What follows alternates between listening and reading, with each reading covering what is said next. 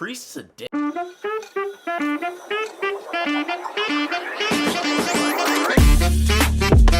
Superfly is set in the early 1970s in Harlem, New York. Quoting the politics of Superfly, drug-themed films proliferated in the 1960s, but by the decade's end, the fascination with trippy psychedelia had ended, and films began to reflect the malice of addiction in the headlines. As time moved into the 70s, films began to take a different approach, as demonstrated by Superfly.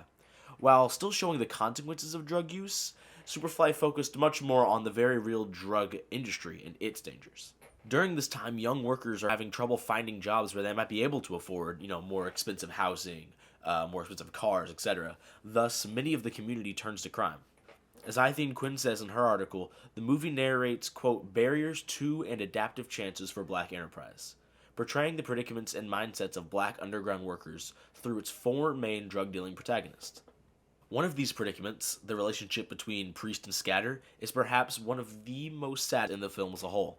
While Scatter was able to do what very few in the industry are able to do, get out, he inevitably leaves people he cares about behind with little hope of them ever joining him.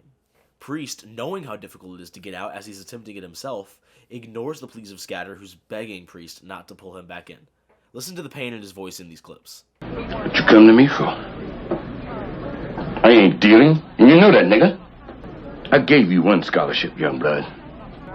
I done told you I'm getting out of this business. Got your ass started. Now this is it. I'm retired.